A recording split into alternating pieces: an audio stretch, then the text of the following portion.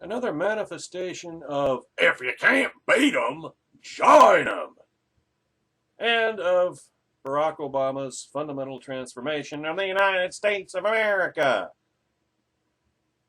Honest politicians, it would seem, will now always finish last until the collapse, and then maybe they'll be able to make a comeback.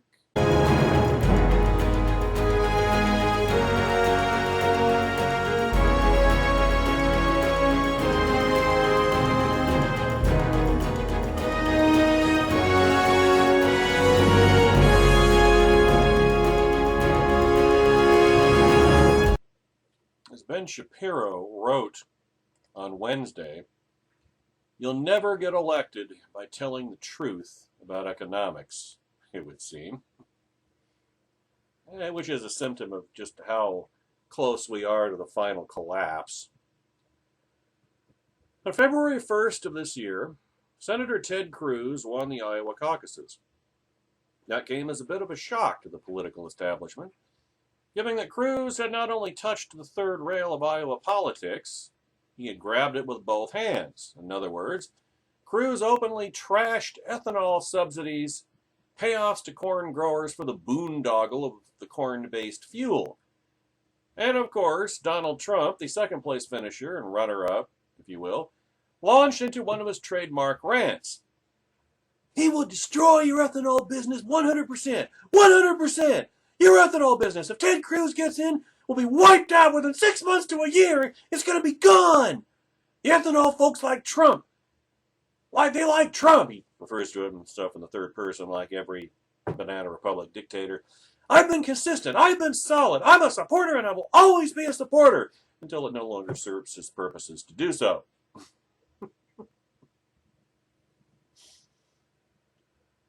You see, Cruz had his moment, but Trump, of course, went on to win the nomination, and then dominate Hillary Clinton in Iowa, which, by the way, 91% white, probably not real surprising. Winning a state, Mitt Romney lost to Barack Obama by nearly 10% of the vote. Now, Trump also saw great success in the Rust Belt states. That's where he won the election, folks, where he preached the false gospel of protectionism.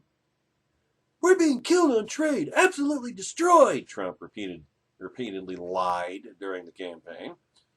He explained, our politicians have aggressively pursued a policy of globalization, moving our jobs, our wealth, and our factories to Mexico and overseas. Wait for it. Wait for it. Bullshit! Bullshit! Bullshit! Bullshit! Bullshit! Bullshit! Bullshit! Bullshit! Bullshit! You're not telling the reason to play. Bullshit! Let's go bullshit! And Trump hasn't changed his tune after the election. Or has he? Wait for the next video. In the aftermath of this victory, Trump blamed supposedly nasty companies for shipping jobs overseas in the classic leftist fashion. He called Rexnord of Indiana vicious for outsourcing. Isn't that what Democrats have always said? He pledged, we're going to have a lot of phone calls made to companies, threatening phone calls, when they say they're thinking about leaving this country because they're not leaving this country. Oh, he's not going to let them? I don't think he has that constitutional authority, does he? They're not going to leave this country, and the workers are going to keep their jobs. Again, he does not have the constitutional authority to do that. He can get on the bully pulpit if he wants, but he doesn't have the authority to say, they're not going to leave this country. He can't do that, you see. Oh, sure, Doug. Sure. Trump can be brought around to constitutionalism. You're a fool. You were a fool 7 months ago, and you're a fool now. Meanwhile, the Democrats continue to promote the idea that they'll bring jobs back to hard-hit industries by, drum roll please, raising taxes and stealing income. Oh, man. Bernie Sanders won millions of acolytes while lying about basic economics, suggesting that greedy billionaires were bilking the working classes. That's why I was suggesting last spring, hey, well, how about Trump Sanders? Wouldn't Bernie Sanders be the perfect running mate for Donald Trump? A unity ticket? Yeah, Bernie Sanders won millions of acolytes while lying about basic economics, suggesting that greedy billionaires were bilking the working classes. Quote, because I can't do Bernie Sanders, you can't continue sending our jobs to China while millions are looking for work. You can't hide your profits in the Cayman Islands and other tax havens while there are massive unmet needs on every corner of the nation. Your greed has got to end. But my greed can go on forever, is what he's not saying here. You cannot take advantage of all the benefits of America if you refuse to accept your responsibilities as Americans. So here's the question, ladies and gentlemen, and it's a rhetorical one, obviously, given the election results. Is it possible to have political success in America without blatantly lying to voters? Which is to say, is it possible to have political success in America without being utterly, completely, and totally full of shit? Because make no mistake, both Trump and Sanders succeeded by lying their asses off about economics. Manufacturing employment hasn't dipped in the United States because of trade. That's that otherizing tendency that demagogues and totalitarians cultivate in the populace. It's dipped because of technology, and the jobs that Trump and Sanders promised to bring back won't be coming back through government interventionism. That will just destroy more jobs. Since 1994, manufacturing output has skyrocketed, but manufacturing jobs have leveled off, thanks to technology, aka productivity. Technology enabling fewer employees to do the same level of work. You could say that was the secret to my former career. Technology enabled me to do the work of an entire accounting department for 20 years. Between 2006 and 2013, American manufacturing production jumped 17.6%. Red China, the nation supposedly crippling our manufacturing sector by stealing our jobs, has actually lost jobs in its manufacturing sector owing to technology in recent years. Same process at work. Has nothing to do with the yellow peril, in other words. And most of the automotive jobs being created in Mexico aren't coming from the United States. They're coming from foreign automakers who would rather invest in Mexican workers than in American ones, thanks to America's already protectionistic trade policies. Remember the video recently where we talked about there's no such thing as a trade deficit. It is a capital surplus. That it's a good thing if the rest of the world wants to invest here, because that means we're still the top economy in the world. We're number 2 to Red China, but that has to do with their population size. Remember that? America is not losing manufacturing jobs owing to trade deficits either. Trade deficits actually have no correlation with economic success in a global marketplace. In other words, you're creating borders where none should exist. in economic terms. If a country like Red China takes in more U.S. currency as a result of manufacturing investment, for example, it can't exactly spend U.S. dollars at home, can it? So it has to reinvest in more productive American sectors.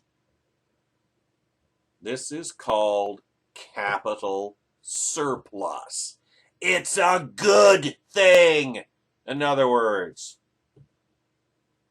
You know, I wonder if we could trace everything that's gone wrong in American politics, going back decades, to the fact that no American seems to know a damn thing about economics.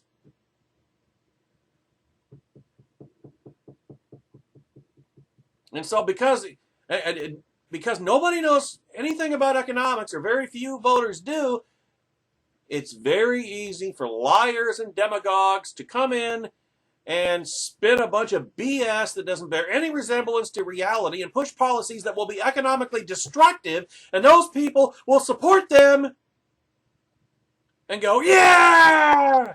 Even though they're slitting their own economic throats. The Democrat Party's been doing this for decades. And decades and decades. And now the Republican Party has decided, well, if you can't beat them, join them. If you're actually concerned about American manufacturing, what's the best way to grow that sector? Guess what? And you're not hearing this coming from Donald Trump. Deregulate. Deregulate. Cut the corporate tax rate. You don't hear that coming from Donald Trump, do you? You hear about more regulations. You hear about, we're not going to let you leave. We're going to bring back all those jobs, even if they don't exist, and then we'll just make them up.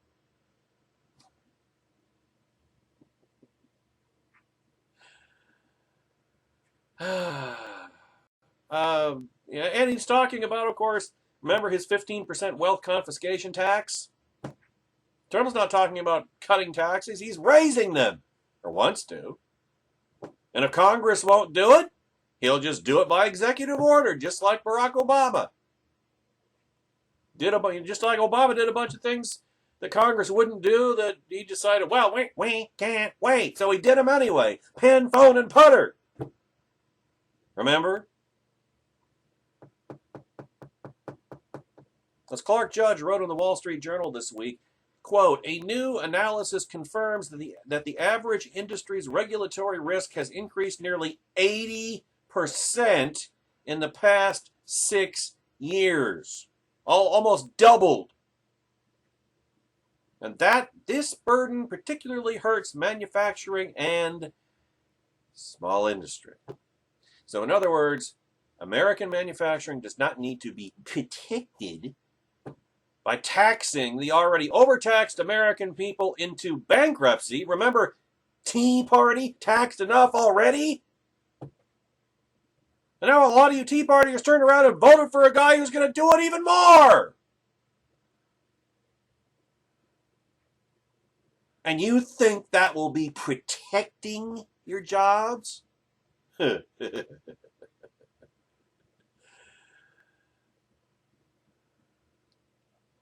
know, Trump has spent far more time demagoguing trade and business people.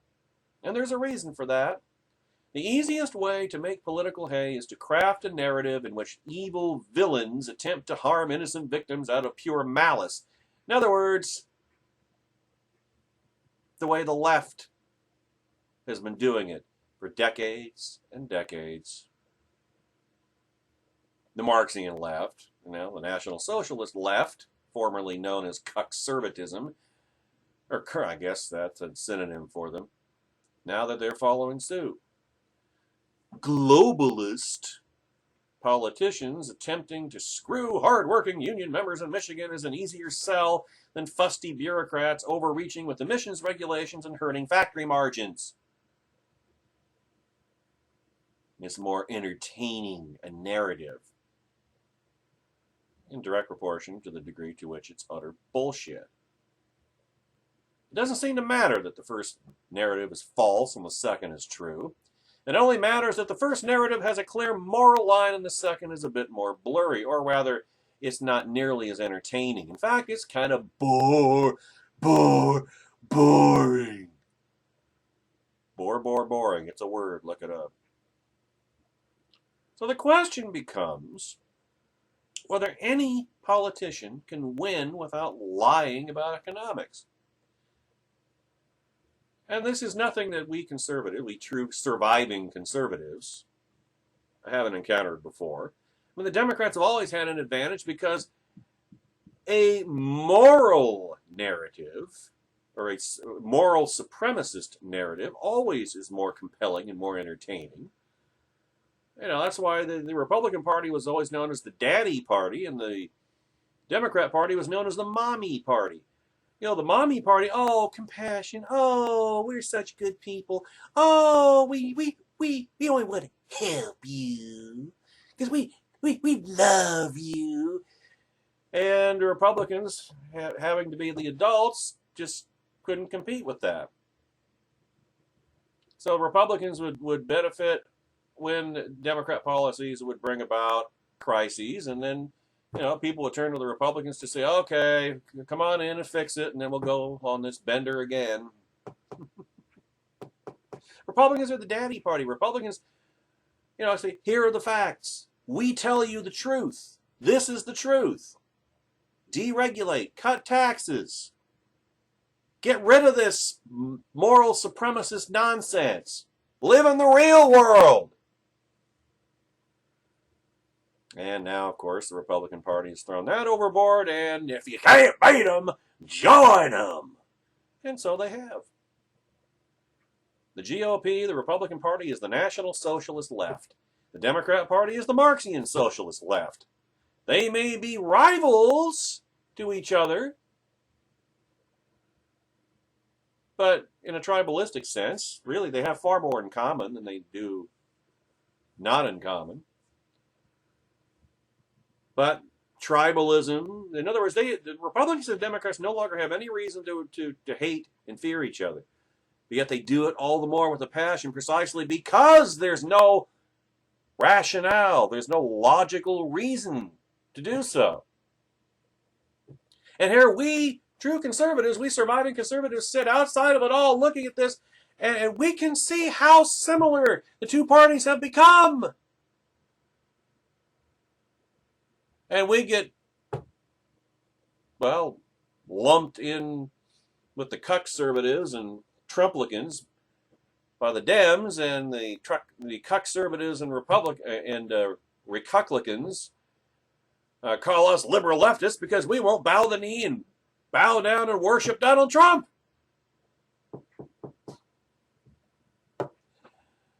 If the Republican Party hadn't left me, I would have had to have left the Republican Party because I want my brain cells undiminished, ladies and gentlemen.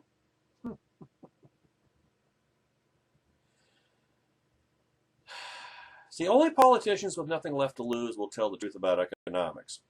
In 2008, Barack Obama took the line that the government could stimulate manufacturing through theft. But in 2016, he admitted some of those jobs of the past are just not going to come back. Well, what changed? Well, this year he didn't have to pay a political price for telling the truth. That's what changed.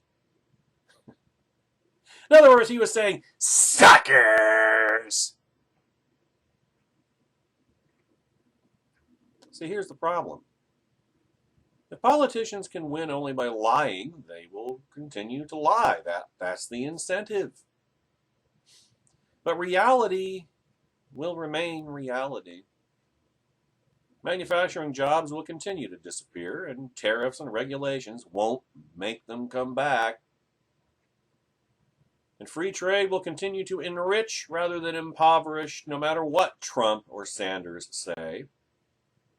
Good politics is bad policy, and Americans will continue to pay the price for not making the right choice. which means that we need a better class of voter and a better class of politician.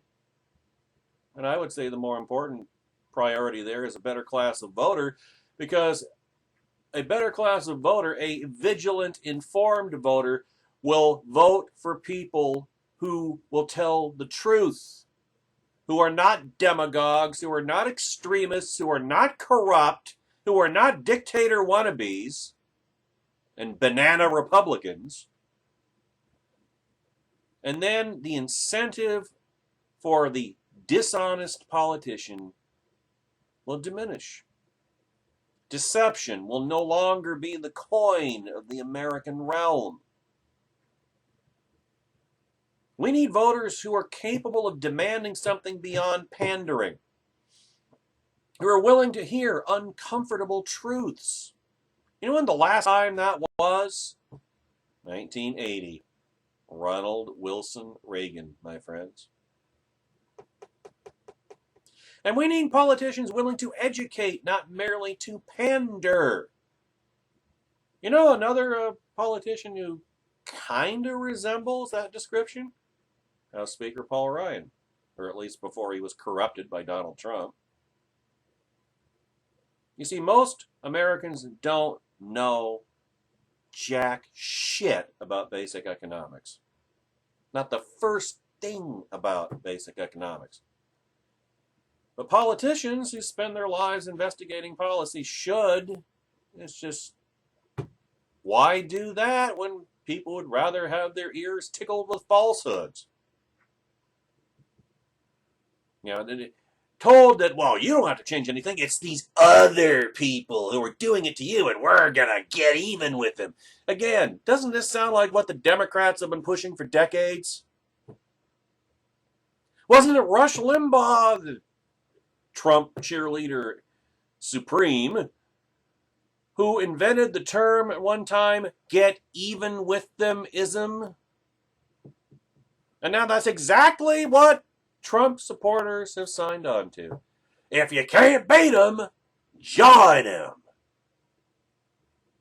And now you're no better than Obama supporters.